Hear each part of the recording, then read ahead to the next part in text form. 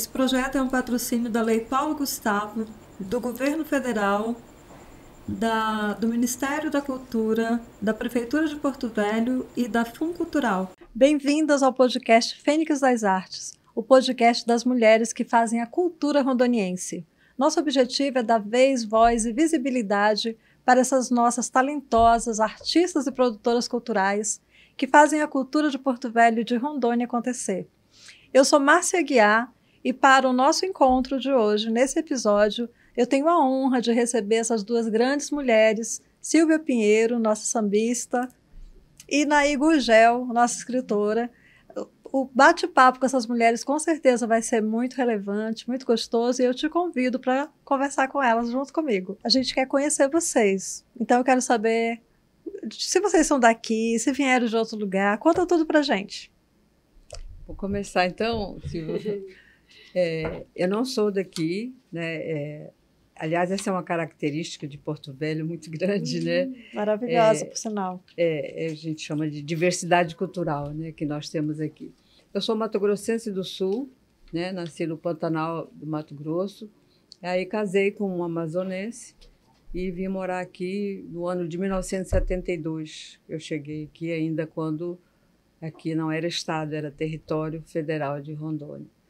E a gente diz que ajudou, né, vamos dizer assim, a construir. E então eu estou, desde então, há mais de 50 anos morando, né, aqui em Porto Velho, onde eu tive mais 2 filhos e tenho netos todos nascidos aqui. Bom, me chamo Silvia Ferreira de Oliveira Pinheiro, posso que já me falar o nome completo. Nasci em Guajará-Mirim, vim muito criança para Porto Velho. No último apito do trem, segundo contam meus pais, o trem que nós saímos de Guajará e parou em Abunã e nunca mais seguiu, né? Nós ficamos lá ilhados um tempinho, 2, 3 dias, precisou uma Kombi para me trazer a família, né? E outras pessoas. Minha mãe conta que eu chorava muito. Sou descendente do Lampião, conforme meu avô falava, e esses dias eu soube que é verdade verdadeira. Uma pessoa disse que o nome dele consta lá como parente, lá numa casa que ele visitou no Nordeste. E quando viemos para Porto Velho, minha família sempre foi muito festeira, sempre tinha muito encontro de família na minha casa dos meus pais, né? E ouvimos de tudo, de MPB, forró, brega, era bem eclética mesmo, e a festa ainda que era dançante. Uma questão que, olhando para você, Márcia, que eu nunca comentei, assim, em público, minha arte sempre foi mais para dança quando eu era menina, então eu dançava muito. Olha só, dançava, bom saber, viu? Fazer pirueta e tudo, de forró, carimbó, essas coisas, fazia, porque a conta das festas acontecia. Vocês estão vendo que aqui a gente fica sabendo de tudo. Dançava muito, minha família inteira, assim, família dançando, minhas irmãs, meus pais. E aí, a gente, morando aqui, conheci o Valso, meu companheiro, a gente casou, tivemos 3 filhas, agora 4, contando com a netinha. Enfim, esse é o início da minha caminhada aqui. Que maravilha, fico muito contente de poder conhecer melhor vocês e também dar esse presente para o nosso público, de poder conhecer essas mulheres incríveis. Então, como foi que a literatura entrou na tua vida? Primeiramente, é bom a gente lembrar da infância, né? Sempre como é que foi a infância. Uma infância rodeada de oralização, digamos assim, né? Ainda sem os livros, né? Morando, né, no interior. A gente ouve histórias, né, das pessoas, dos nossos ancestrais.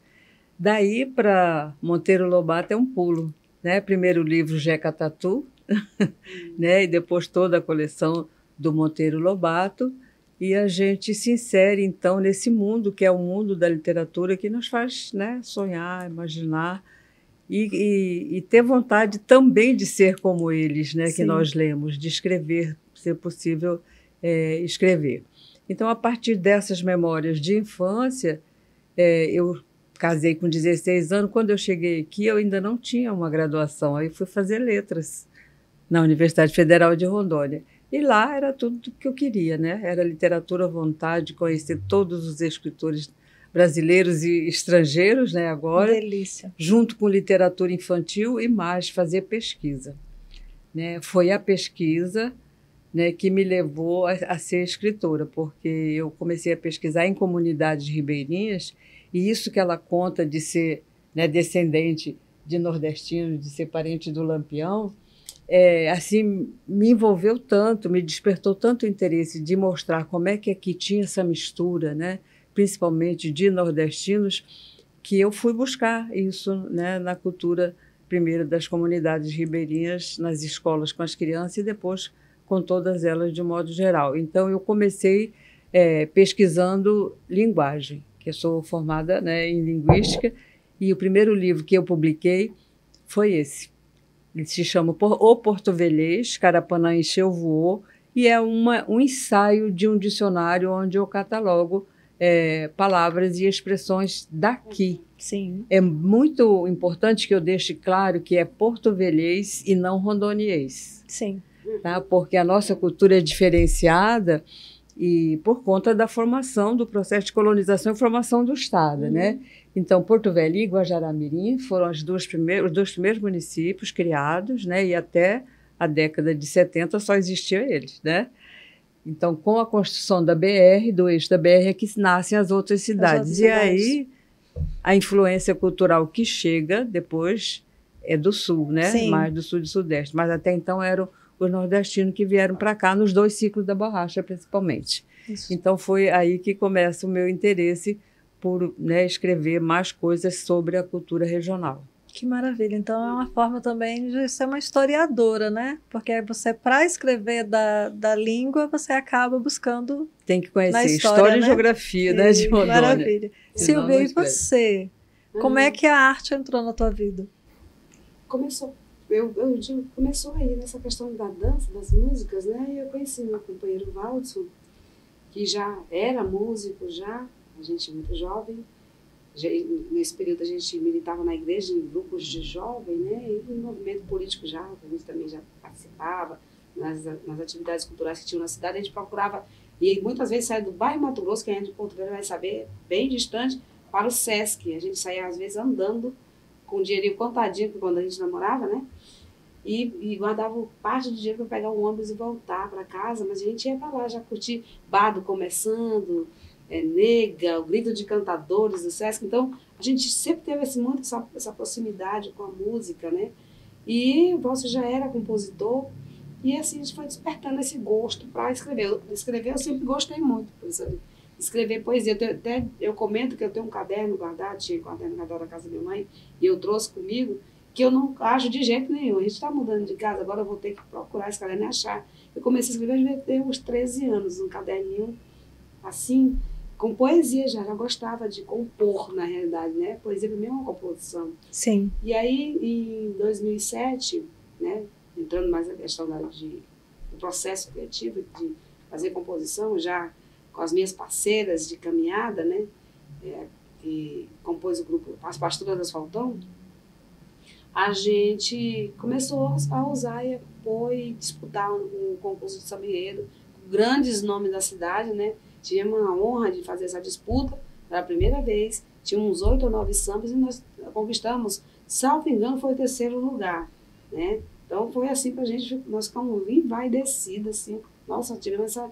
Foi bom, a qualidade foi boa, a disputa foi boa, nenhum era dizer, esse estava melhor, nós tivemos a oportunidade de ser avaliado por jurados que nos deixou em 3º lugar. De uma forma assim grandiosa para nós. Que maravilha. Naí, fala pra gente um pouquinho do teu processo quando você começa a fazer uma obra. E mais que isso, tenta puxar na memória o primeiro livro. Como é que foi o processo? Já vou escrever. Como é que foi isso, assim, sabe? Essa experiência com a escrita é uma experiência muito interessante porque ela vem, né, da leitura. Né? Sim. Se você leu, quando eu falo ler, eu falo, claro, do livro físico, pegar um Sim. livro e ler. Mas eu falo também de ler o mundo, de ler as pessoas, de conversar com pessoas, conhecer as culturas delas, né? Que tipo de cultura ela desenvolve. Isso é muito importante. Então, o meu processo de criação, ele começa sempre assim, eu quero, né, me interessei por isso e quero falar sobre isso. Então, eu comecei pesquisando. Na pesquisa, eu falei, se isso aqui dá um material excelente, porque a gente, enquanto pesquisador na universidade, só faz catalogar e armazenar num banco de dados. Eu acho isso uma perca de não é de tempo, mas é uma perca de um material riquíssimo que você tem e que aí poucas pessoas vão ter acesso a ele. Quando você publica um livro, né, e transforma o que você pesquisou em literatura, vamos dizer assim, é possível que você consiga alcançar um número maior. Então, depois que eu cataloguei palavras, né, que eu achei que causa estranheza, entre aspas, aí, porque isso é natural, quando há choque de culturas. Então, tudo que eu falar sobre cultura, vocês não entendam como pejorativo. O choque é normal. Sim. Uma pessoa que vem de um estado para o outro chega aqui Sente estranha. É o estranhamento. Né? Sente né? a diferença então, daquilo assim, que conhece. Né, eu falo brocado aqui em Porto Velho quando eu estou com fome. Uhum. A pessoa não sabe o que é isso, né, que vem de fora. Então, isso é um choque cultural? Não. Como professora de linguística, eu tenho que divulgar que isso chama-se variação da linguagem. Toda língua, qualquer língua, qualquer idioma tem esse fenômeno na linguagem, Sim. que é a variação. Nenhuma língua é estática, né? Sempre a mesma coisa, ela vai variando de lugar para lugar.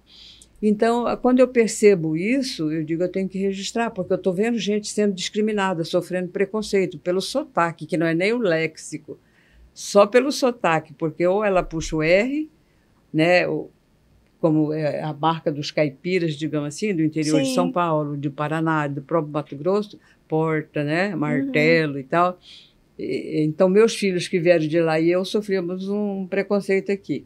Da mesma forma, as pessoas daqui sofriam um preconceito quando iam para fora ou quando chegavam, porque foi o inverso, né? As pessoas vieram de fora para cá, né? Sim.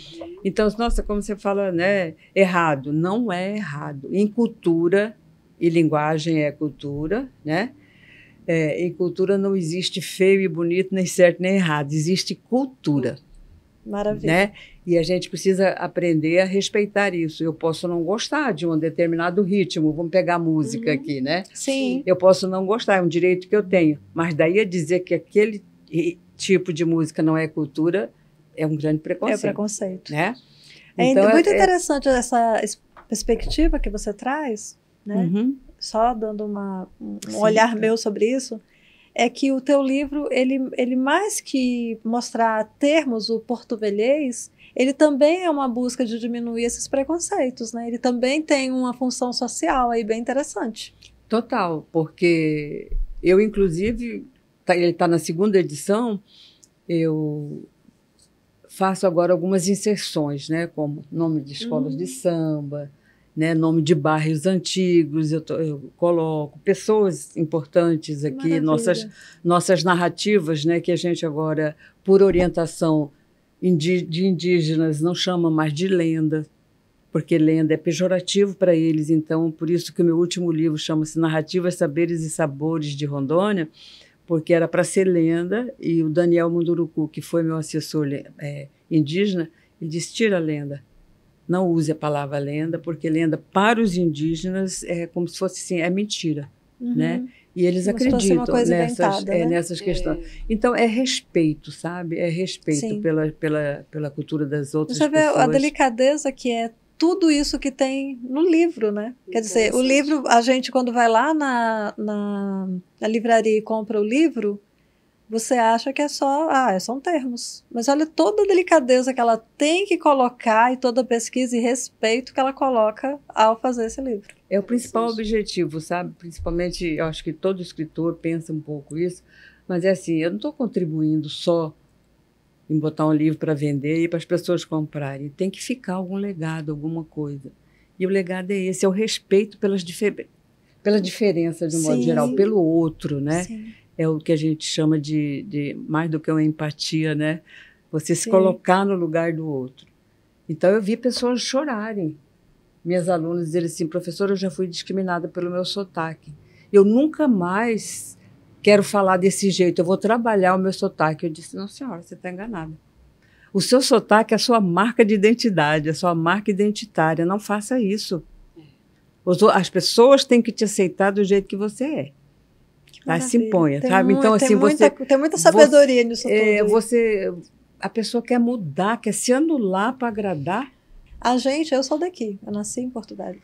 teve um momento, acho que década de 80, mais ou menos, que a gente meio que ficava envergonhado de quem vinha de fora, como se quem viesse de fora fosse o certo. É o colonizador, né? É, o colonizador, exatamente. Então a gente ficava nessa vergonha, né? Ah, eu tô falando assim, aí começava a tentar botar um R a mais, tentar, né, se enquadrar numa coisa que vem de fora.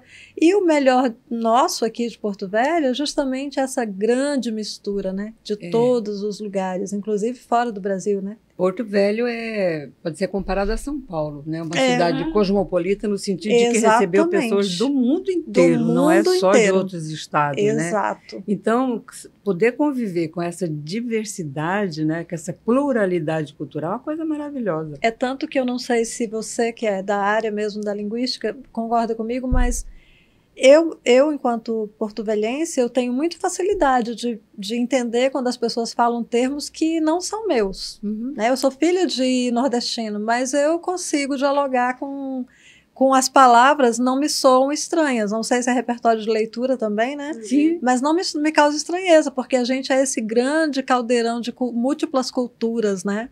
Isso é muito legal.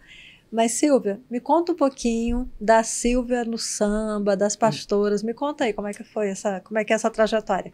Como eu já falei agora há pouco, a nossa trajetória no samba começou com a família Saltão, né? Hoje nós compomos a diretoria. Antes da Saltão, nós éramos tudo da Escola de Samba Diplomatas, né? Brincávamos, desfilávamos. E aí nós somos dissidentes. Fomos convidados a conhecer a Escola de Samba Saltão. Até então era um bloco de sujo, que estava tentando se estruturar como um bloco de empolgação. Já teria que ter um tema para fazer e tal, isso em 89. E nós fomos para lá, junto com a galera nossa, uma turma nossa que a gente já se reunia já para fazer samba, rodas de samba na nossa casa, enfim. E a gente foi para lá, para o Saltão. E fomos muito bem recebidos pela família do Jorge, Macumba, Valderez, né, que estavam estruturando, tentando se estruturar, e nós chegamos para Sumar. E lá ficamos desfilando e ajudando, até que recebemos um convite para compor a diretoria. Compomos a diretoria, né? E já nesse período também, a gente, tudo quanto era roda de samba, essa mulherada estava. Lembro até hoje, a gente ia acompanhar Ernesto Melo, Grupo Guaporé, Grupo de Samba, onde a gente estava dançando e tal, curtindo samba, a gente sempre fazia a cozinha, que fala, né, no samba, o pessoal da cozinha, a gente cantando. Sim. Aí, nos shows do Ernesto, do poeta Ernesto Melo, ele dizia, cantem comigo, minhas pastoras, as pastoras da Saltão, porque a denominação pastoras no Rio de Janeiro são as mulheres que cantam ao redor da roda de samba, né? Tanto é que tem as famosas pastoras da Portela, né? As pastoras mais famosas do Brasil são da Portela, mas a maioria, as outras escolas também têm. Mas elas se destacaram, né? Se destacaram.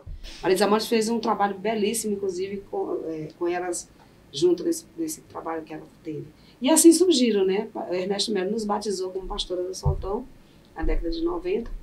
E nós fazíamos isso tudo quanto era show, sem pretensão nenhuma de ocupar espaço de ninguém, dizer somos cantores, chegamos e tal. E um belo dia, infelizmente, eu digo infelizmente que a gente foi produzido um show para ser realizado na Taba do Cacique, em homenagem ao Babá, não sei se a senhora conheceu, saudoso Babá, um grande sambista, um vozeirão de ouro, um homem assim, alto astral, que estava com a gente, e nós recebemos um convite para cantar. Nós não tínhamos subido no palco para fazer um show, e fomos com o Valso, disse, vamos lá, canta comigo e você vai ter o momento de vocês. E assim surgiu a gente, as pastoras no palco, cantando para valer, nesse período de 96, eu acho, por aí. Assim começou a nossa caminhada. Aí começamos a fazer show, timidamente, fomos fazendo. Em 2007 fizemos as primeiras composições de samba de enredo.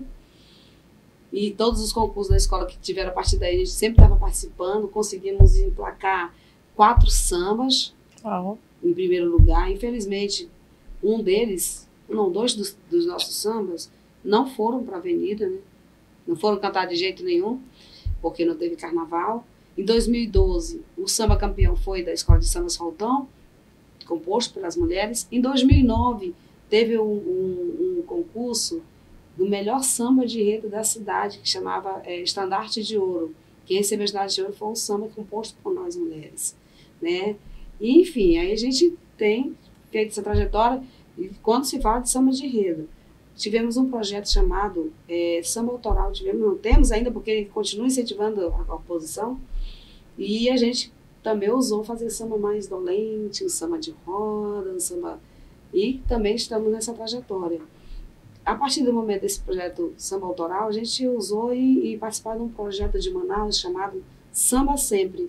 E nesse projeto a gente conseguiu emplacar sambas lá dentro e foram gravados e produzidos, estão no Spotify e assim por diante.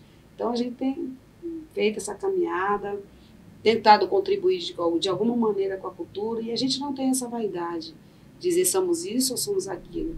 Na escola de samba, falando no sentido da palavra escola, a gente faz de tudo. Nós vamos para a cozinha cozinhar, vamos para a cozinha fazer vocal, back vocal de samba, vamos varrer o terreiro, vamos varrer o barracão, vamos costurar, fantasia, vamos pintar, subir em alegoria para ajudar a colar a coisa. Então a gente não tem essa vaidade de dizer que nós somos diretora, dizer que a gente está cantando no palco e não podemos fazer isso. Até porque a gente não faz com nenhuma pretensão, a gente faz para contribuir mesmo e para brincar, que a gente gosta, e fazemos com responsabilidade. Inclusive, falando do processo criativo, a gente ousou compor um carimbó. Lembrando daquele momento que eu falei que na minha casa de música, a gente dançava no carimbó, foi gravado por Patrícia Moraes, ficou muito bom o carimbó, gravou, tá também no Spotify. Falando das pastoras, a gente adquiriu, não sei se é por conta de ser do carnaval, a gente sempre gostou de estar festa temática conosco mesmo, a gente se produz mesmo. E a gente não sobe no palco se não tiver com arranjo. A gente não vai falar de samba se a gente não tiver produzido. Aliás, que arranjo bonito, vocês querem aparecer. Foi uma das pastoras que fez, Cristina, que hoje está morando em Manaus. Vocês querem aparecer. Bom, se é aparecer ou não, a gente gosta de brilhar. Então, além do nosso brilho normal, a gente tem um brilhinhozinho para... Isso aí. É assim que se faz o samba, né? Claro. Aí, agora me fala uma coisa. Como que você... essa tua relação... Primeiro foi aquele lá, né? O que veio depois? Como é que foi essa história? Na sequência, ainda por conta dessa minha ida às comunidades ribeirinhas, né, fazer pesquisa, eu coletei muitas lendas na escola, como criança. Toda a comunidade ribeirinha tem uma escola de 1º ao 4º ano, né? Multisseriada, geralmente, elas eram, né, multisseriada, quer dizer, um professor só para todas as séries. Sim. É uma loucura. E então... nós catalogamos. A gente chegou nas comunidades ribeirinhas e bastante ingênuas e desinformadas, né, achando que íamos encontrar maravilhas assim diferentes, né, coisa de professora sonhadora. Sim. E a gente encontrou na comunidade ribeirinha crianças normais, crianças como as nossas da cidade, porque nas comunidades ribeirinhas tinha televisão, internet, além de ter escola, né? Uhum. Então, a primeira pergunta que a gente fez é assim, você conhece alguma lenda? E elas disseram que não. Não conheciam nenhuma.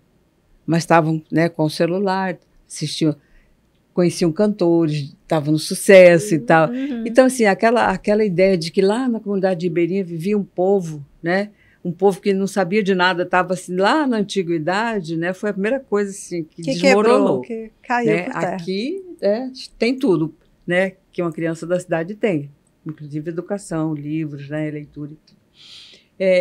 Mas elas não conheciam as lendas que a gente chamava ainda Sim. na época de lenda. Do boto, da cobra grande, do curupira, do saci pererê. Aí o que é que nós fizemos? Um trabalho de retorno aos avós.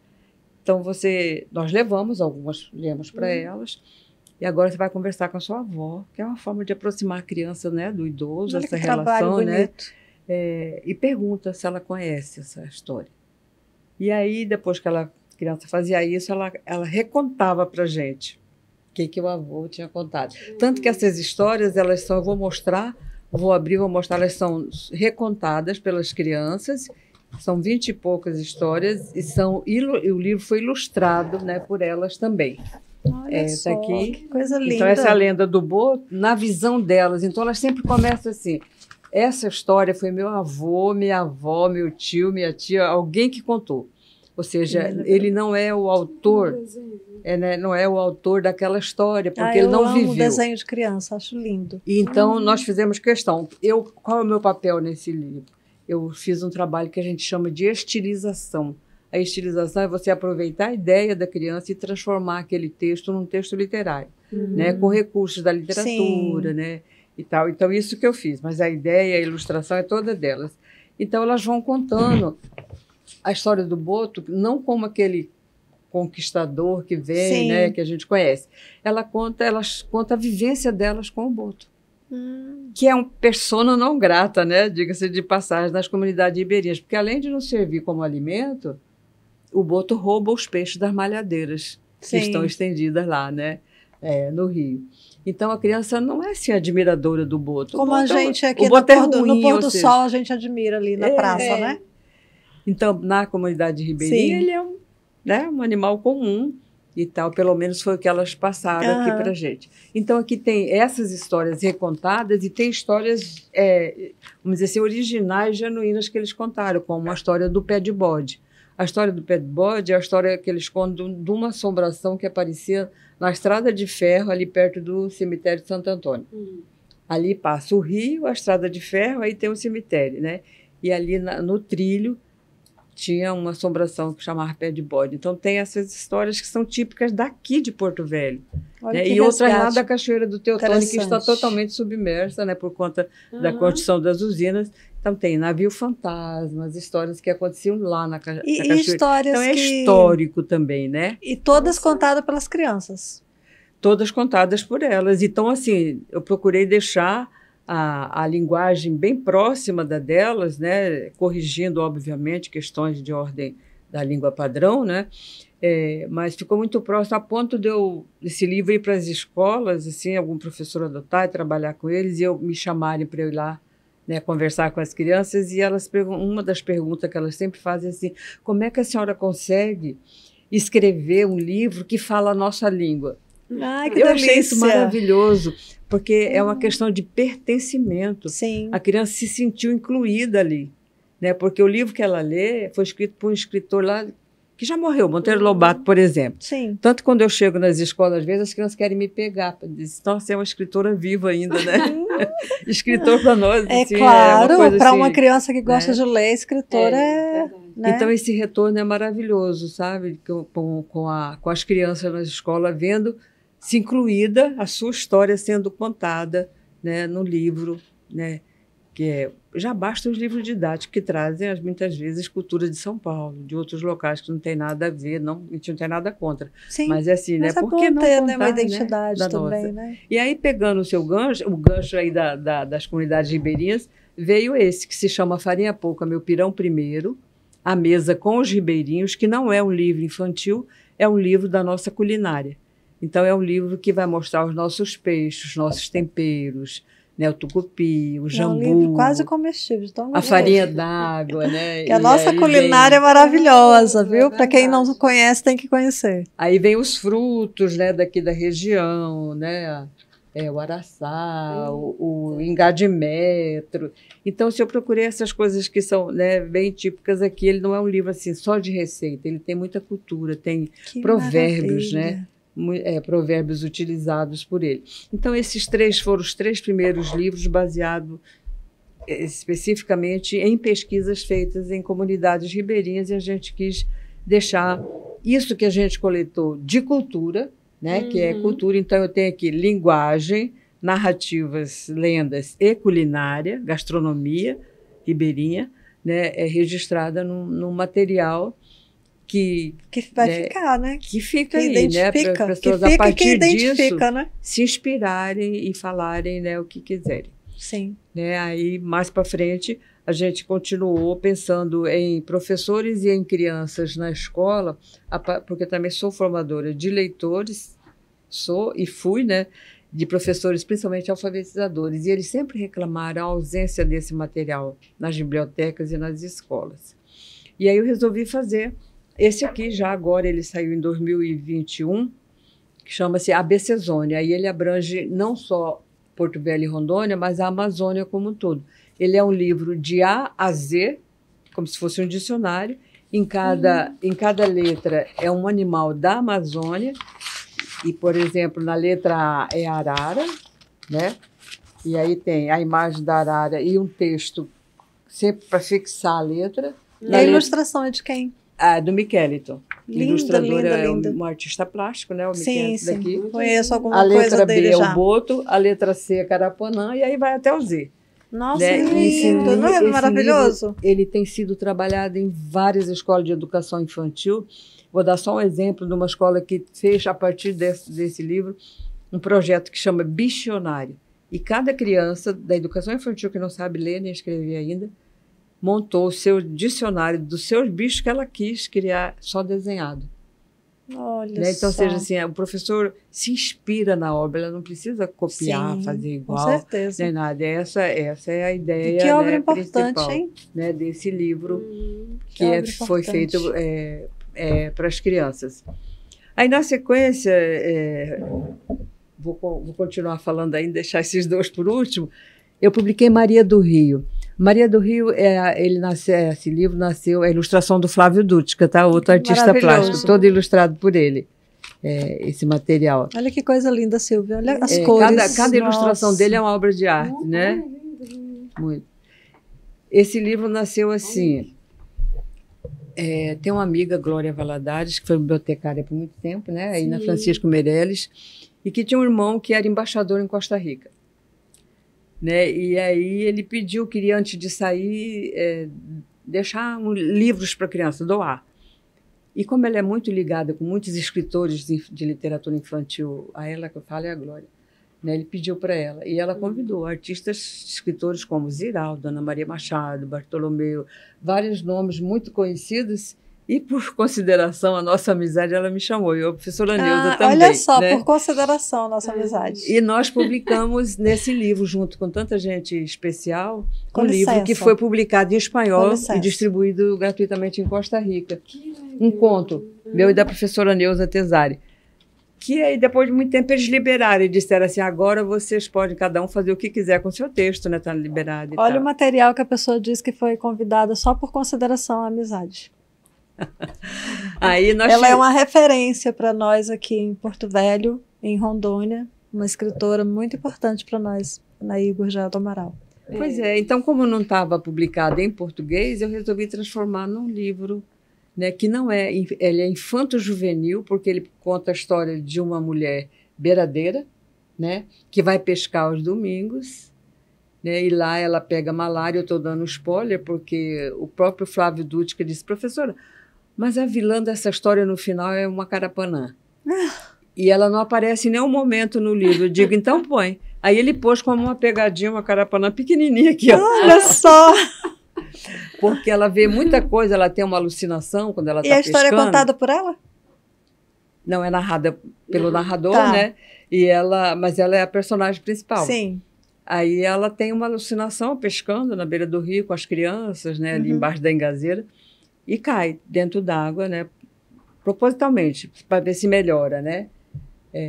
Pula da canoa. E lá embaixo acontece tudo. Aí aparece o boto, aparece a cobra grande, Ali aparece vem as aventuras. a mula sem cabeça e tal. Ai, Coisa que de delícia. escritor, né? Que Que viaja, delícia. né? Aí quando ela acorda, ela está numa rede sendo tratada por um indígena, um pajé, que está dando remédio para ela. Porque ela estava com malária.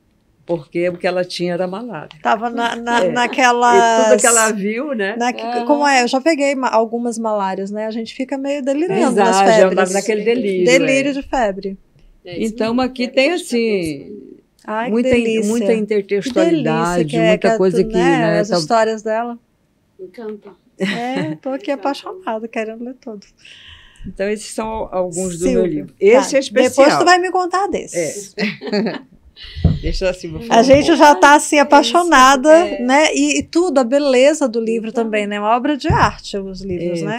São Nossa, ilustradores os muito ilustradores especiais. maravilhosos.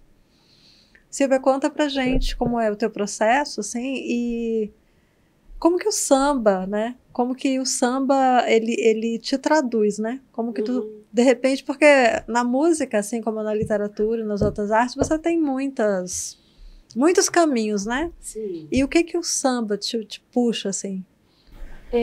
Tem duas situações no samba, no nosso caso. Que o samba de enredo, ele tem sempre um produto, tem uma história, né?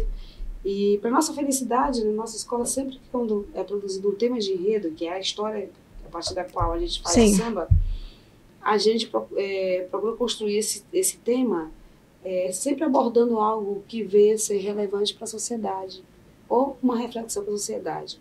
Então, sempre é motivador para a gente que tem essa sede, que, por coincidência, essas pessoas que compõem o grupo das Pastoras do Asfaltão, as minhas amigas, parceiras, companheiras, são pessoas com quem eu caminhei também em movimentos pedindo igualdade.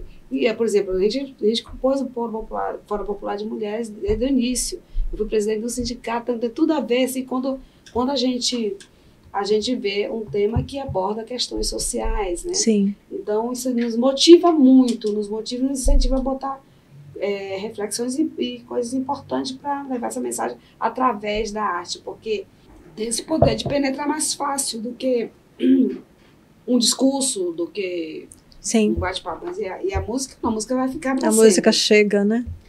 Outro processo de criação é você sentir algo, né? Eu compus alguns sambas mais dolentes. Por exemplo, meu meio de construção, do processo criativo, o meio que eu estava vivendo, que a partir do momento que eu passei a ser compositora, era o samba. O primeiro samba que não foi samba de enredo que eu compus foi uma declaração de amor a esse movimento, dizendo que você tem que sentir aquilo que você está vivendo, né? Ele começa assim: te senti, moleque maduro, atrevido, conheci o teu jeito de ir invadindo o meu coração. Então ele conquistou e ajudou também a sair de alguns processos do nosso dia a dia, às vezes das baixas que a gente tem. Então, Sim. foi uma declaração de amor. Um outro também que me chama muita atenção, a gente tinha esse projeto de samba autoral que nos incentivou muito. E eu estava sentada lá, numa mesa grande, músicos, compositores, pegando tom de música para a gente cantar no show que ia ter, enfim. Aí eu comecei a escrever, né, forma de oração, né, que chama que esse processo, ele salva. E por que não dizer? Porque tem gente que não sabe rezar. Por que não dizer que eu estou também, que ali é uma oração que eu estou fazendo, né? A gente fala que é uma forma de oração, sem preconceito e sem dor. É uma forma de paixão para falar o que é o amor. Porque a gente canta muito o que é o amor. A gente diz muito do que quer para essa sociedade ser melhor, para nós sermos melhores, né? Então, a gente construiu numa mesa. Estava lá, nasceu, né? E eu tive aí a parceria do amigo Macumbinha. O primeiro samba foi, que eu passei agora há pouco, foi a declaração de amor, o samba, foi o Valls, que foi parceiro nosso nesse processo. Enfim, então é isso. O processo de criação, eu acho que não é diferente do que a professora Nair fez aqui. Ele vem muito da vivência, daquele meio que a gente está, né? Que nos motiva, que nos incentiva, né? A gente canta amor, canta dor, e canta alegria e tristeza de uma forma que até nos ajuda a curar algumas dores, né? A arte também cura, né? A escrita Só cura. E me fala uma coisa, assim, que tu veio falando aí, e eu pensei o seguinte: como é ser uma mulher no samba, uma mulher num ambiente que predominantemente ele é mais masculino, né? A música, de forma geral, é muito masculina, mas no samba. E em Porto Velho, me conta essa experiência. Olha, eu vou falar uma coisa, até um desabafo. Para nós não foi fácil. E não é, eu digo que não é porque, lembrando do último concurso de samba de enredo, às vezes que nós ganhamos o concurso, ou que nós até compomos, nós vimos amigos dizendo assim: foi o Valdir que fez e elas botaram o nome. Foi o Macumbia que ajudou e elas botaram o nome. Foi fulano. Teve uma vez um concurso que inclusive deu o título para a escola, nunca esqueci, foi no Cabanas, esse concurso, que eu não me segurei. Eu fiz um discurso pedindo que nos respeitasse. Que nós, mulheres, também temos capacidade de pensar, Claro. de opinar, de querer construir alguma coisa, e temos a capacidade de escrever e de compor. Por que não? Né? A gente precisou fazer esse discurso, sabe? Eu me lembro até que o Silvio publicou o que eu falei lá, né? Foi direto para muitos que...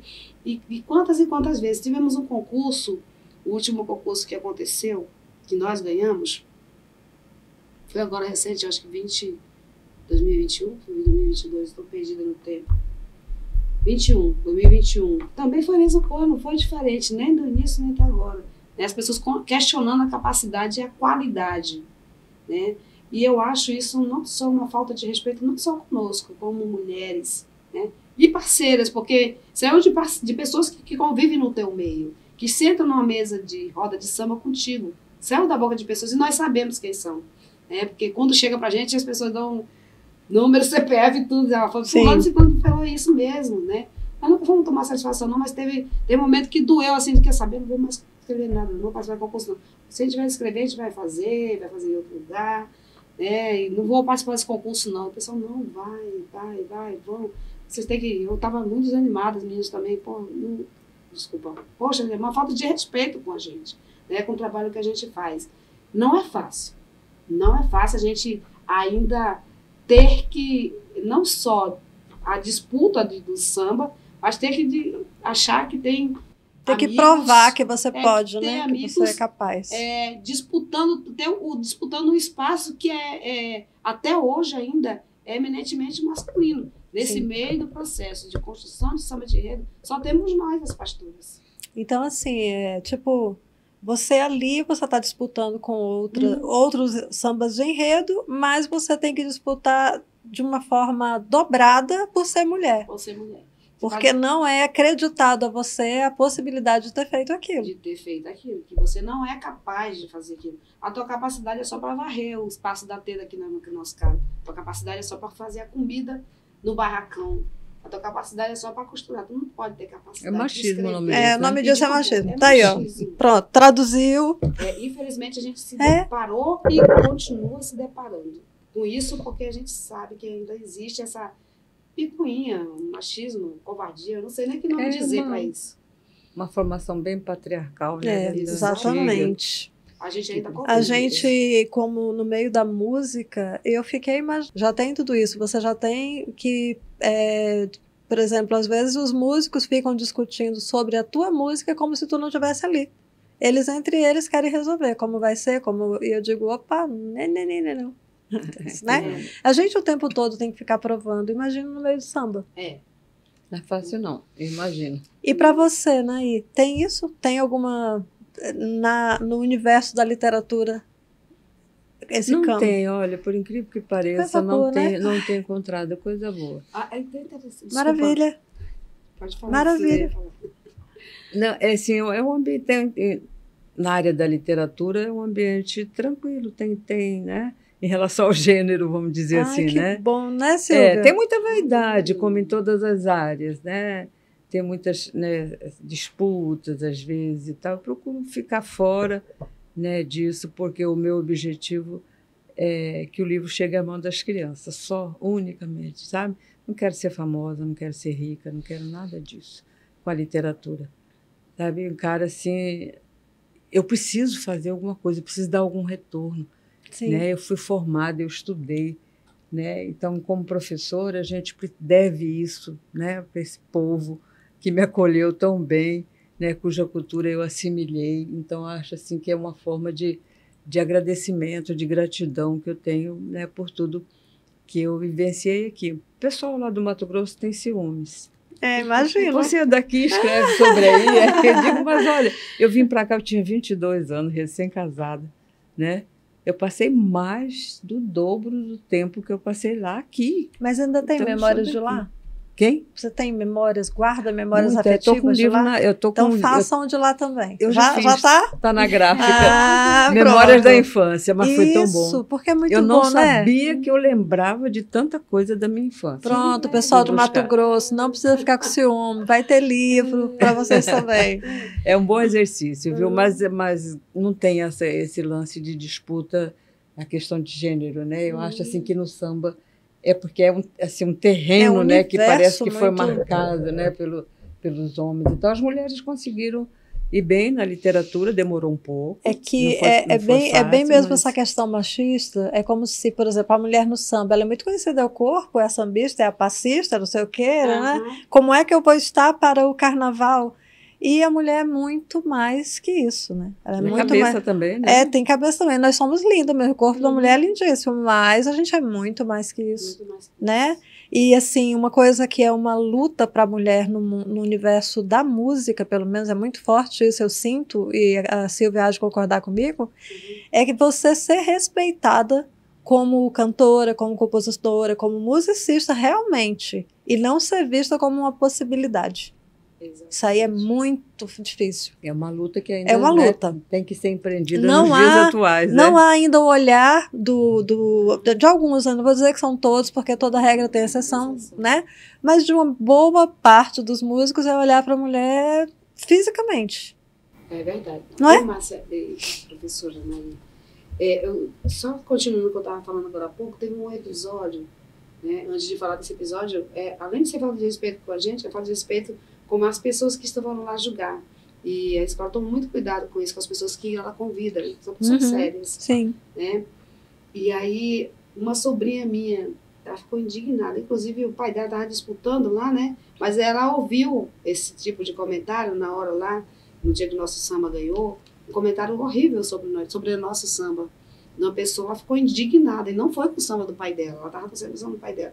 Ela falou, tia, mas fulano falou isso assim, perto de mim, que o samba de vocês estava uma porcaria. Tava uma porcaria, como é que pode essa falta de respeito? Não sei o quê, que só podia ter sido tio porque ter feito, não sei o quê. Eu falei, tá vendo, meu amor? É assim mesmo. Infelizmente, a gente, é isso que a Márcia falou, que a gente tem que provar. Mas eu não sou obrigada a provar nada a ninguém. Né? A nossa capacidade a gente mostrou no palco, falei para ela. E vá se acostumando, porque a sociedade é isso. Se você, como mulher, aparecer mais que algum certo homem, né, ele vai fazer questionar a tua capacidade para isso. Infelizmente. Essa é a realidade. Até hoje ela é indignada. Não consigo mais chamar fulano de tio.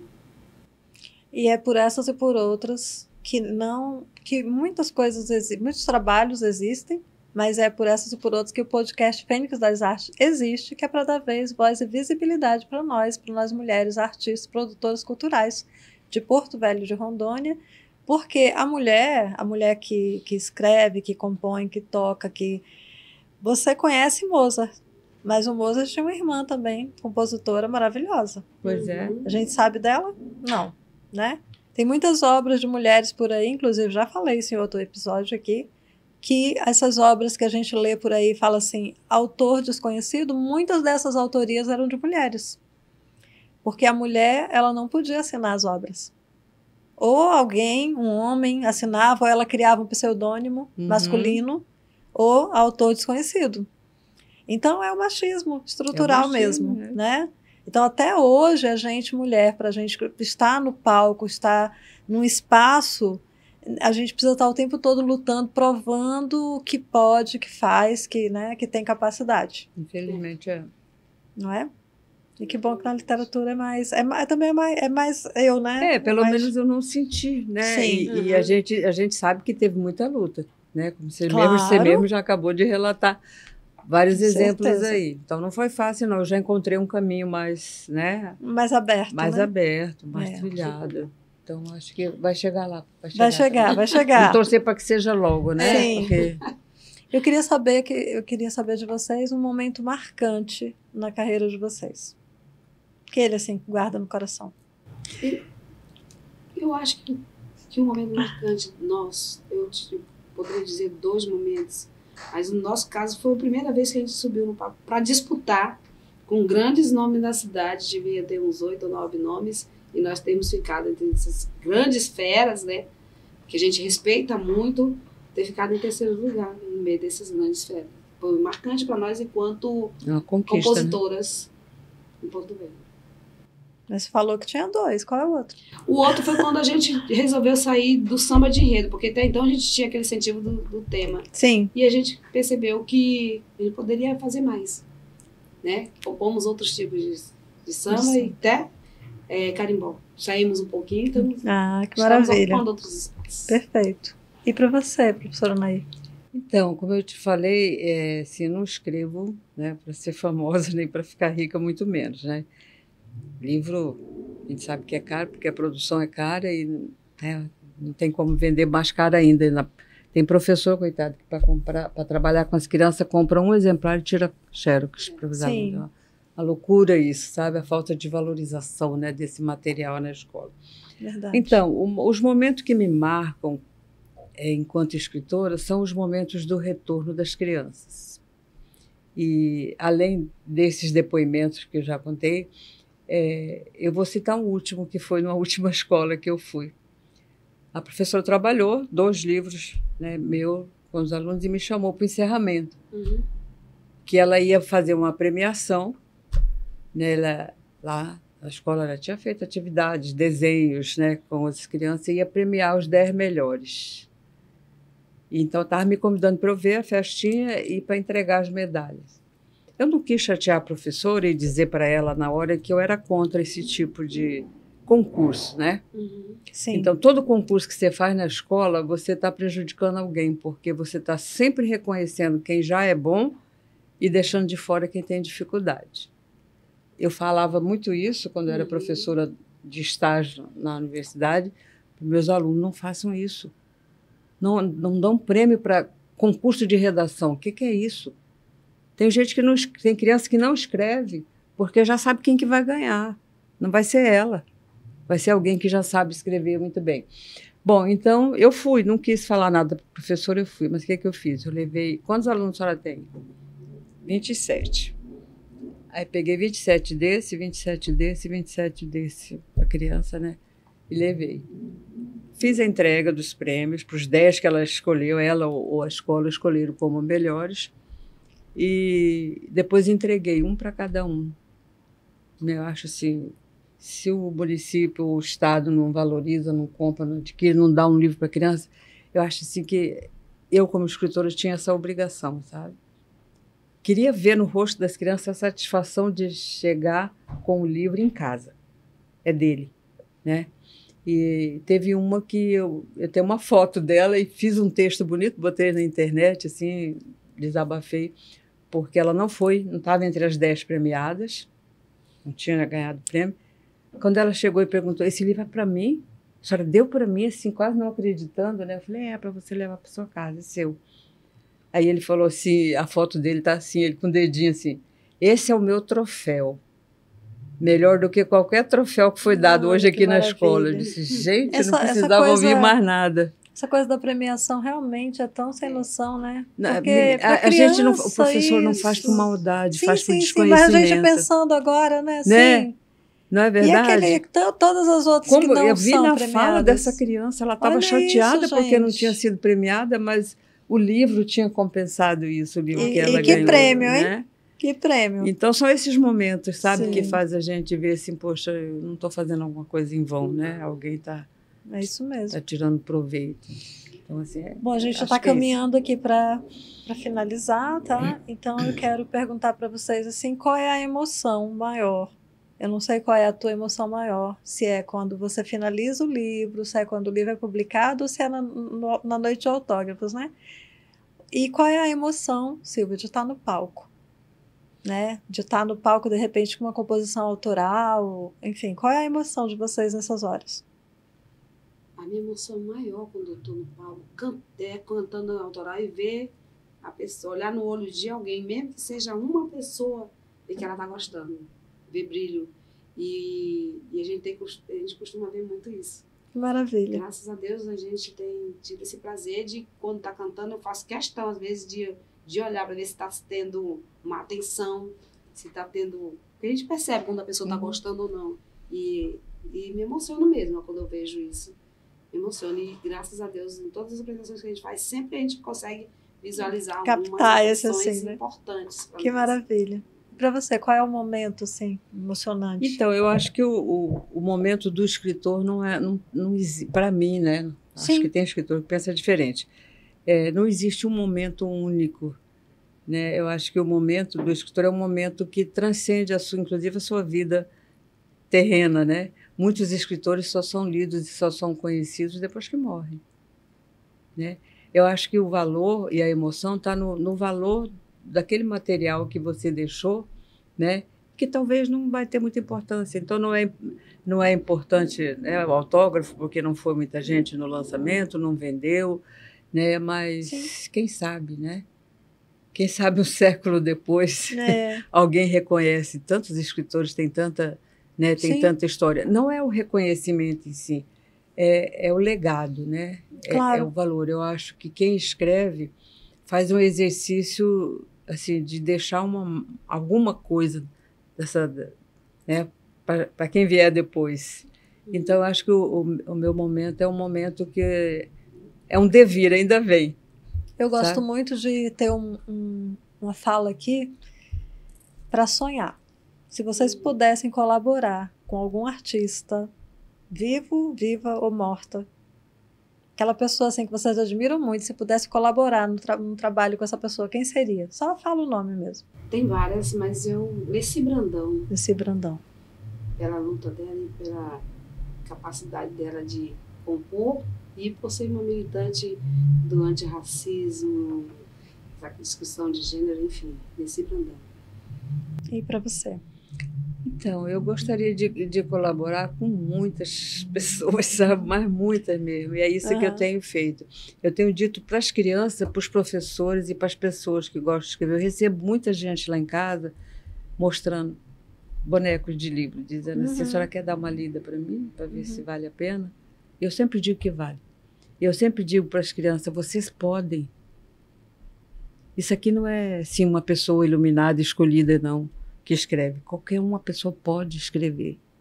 Maravilha. Então, eu ajudaria as pessoas que realmente, né, vamos dizer assim, precisam, porque, como eu disse, é caro. Ele é um livro que eu escrevo 20 narrativas da Amazônia, acompanhadas de 20 pratos da culinária amazônica. Cada narrativa é ilustrada por um artista plástico da região. Procurei valorizar, assim, tem uma criança surda, uma criança autista e escritores e pintores conhecidos e famosos, né? Como vou citar o Flávio Dútica e o Miquelito, que estão aqui, mas tem o Bera, tem a Sílvia, né? Tem pessoas, né, que esse é o mais recente, é não o recente, foi lançado dia 1º. Foi lançado agora. Eu não consegui ir, me perdoe. Pois é.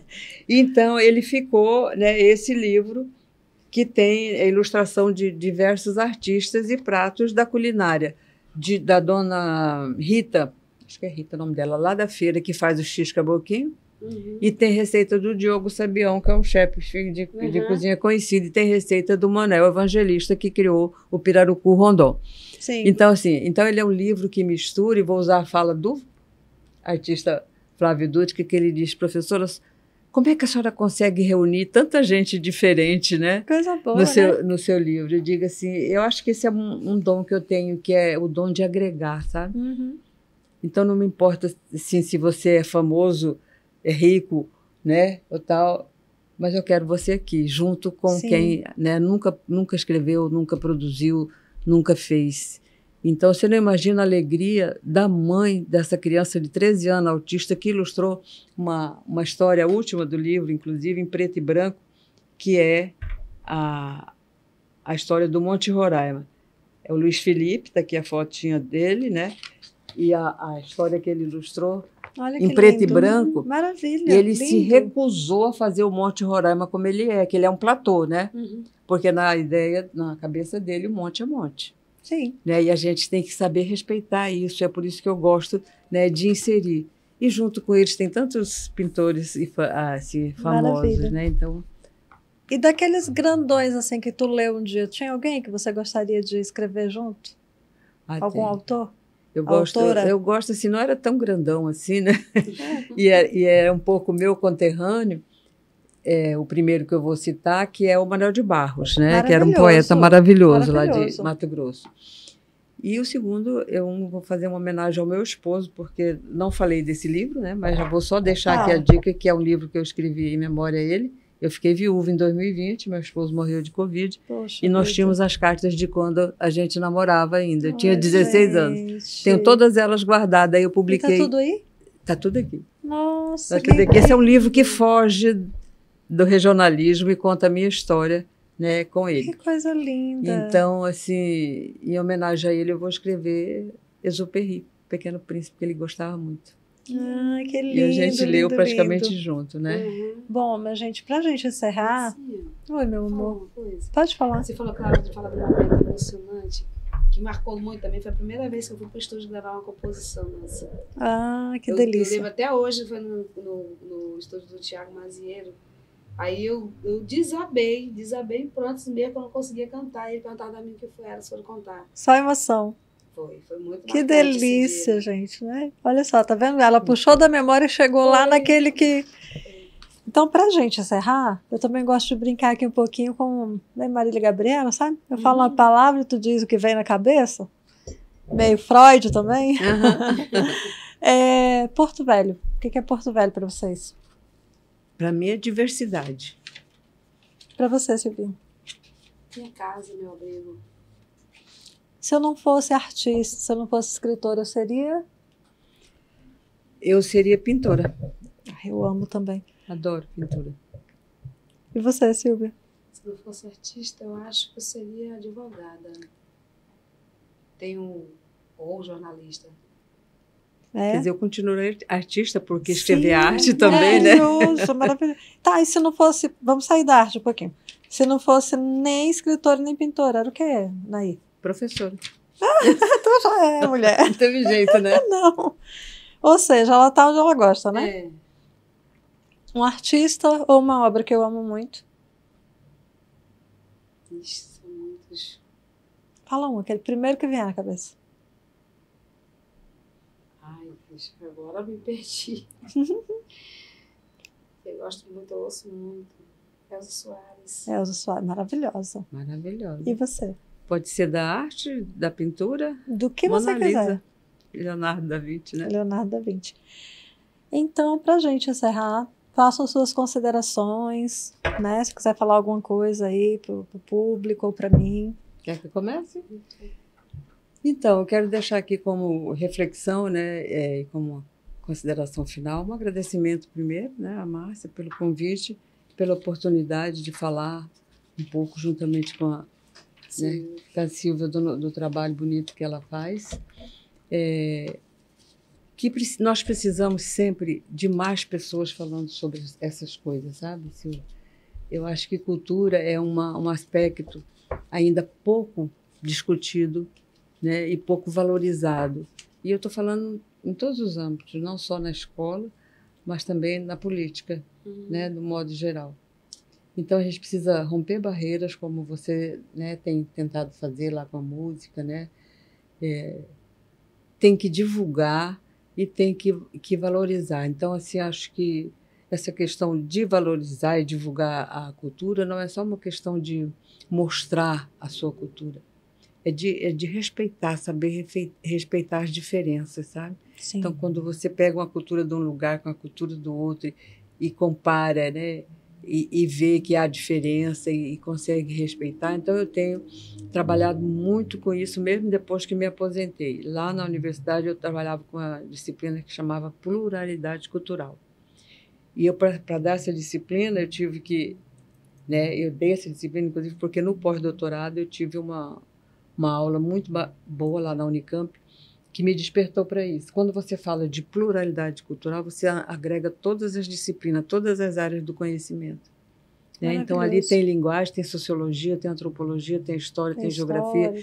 Eu fui, depois de velha, né, fazendo já o pós-doutorado, eu fui conhecer a história de Rondônia. Tive que estudar a história de Rondônia, geografia de Rondônia.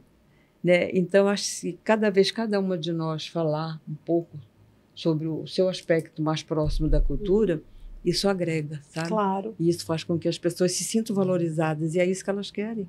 Né? E vocês, né?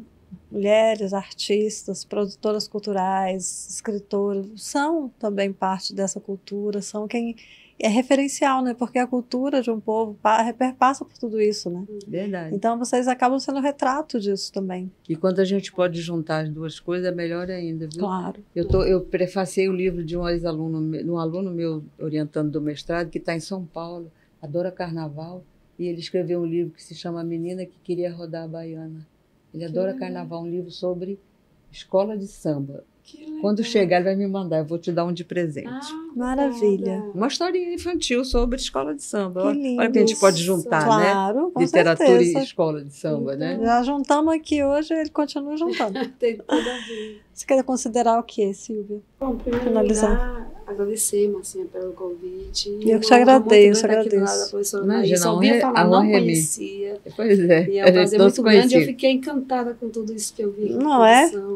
Pessoalmente, né? Obrigada. Dizer que a gente precisa, nós mulheres precisamos acreditar no nosso potencial. Se os outros ou algumas pessoas não acreditam, nós precisamos acreditar e fazer com coragem, com responsabilidade, mas ser ousada. Precisamos fazer isso, porque a gente só consegue ocupar o espaço se a gente estiver disposta a isso, né? E dizer também que fazer cultura, infelizmente, não é nada fácil. Não é? Nós dependemos de políticas culturais que a gente ainda não consegue visualizar, não consegue ainda ter ela palpável, né? E aí eu vou trazer para a nossa realidade, que é de escola de samba. Porto Velho já teve o maior carnaval de escola de samba da região norte. A senhora deve lembrar, na época, o pessoal vinha de Manaus assistir aqui, vinha de vários estados da região norte assistir aqui. Hoje o maior carnaval é de Manaus. Roraima está até maior que o nosso. E a gente tem algum tempo que não acontece esse desfile de escola de samba. E fazer escola de samba não é simplesmente aquilo que as pessoas costumam ver de brilho na avenida. Fazer escola de samba, no sentido da palavra, é trabalhar o ano inteiro construindo um tema de enredo, é trabalhar o ano inteiro fazendo oficinas, no nosso caso, de percussão. Nós temos crianças que começaram a tocar muito pequenos e hoje estão profissionalmente disputados aí no mercado cultural, nas bandas, enfim. E a gente trabalha também, professora, com oficinas de leitura. A gente tem um projeto chamado Leitura no Porto que a gente faz. Então, fazer escola de samba não é só aquele brilho. E aí a gente deslia o carnaval. Para fazer aquele desfile no carnaval, a gente para fazer ensaio, precisamos de músico, que precisa ser remunerado. Precisamos de coreógrafos, que precisa ser remunerado. Precisamos do banheiro químico, que vai entrar dinheiro para alguém aqui da cidade que vai reverter imposto para o município e para o estado. Precisamos de costureira, precisamos de serralheiro, precisamos de eletricista, precisamos de... O que mais que eu vou falar? De aderecistas. Enfim, são pessoas, são empregos que Sim.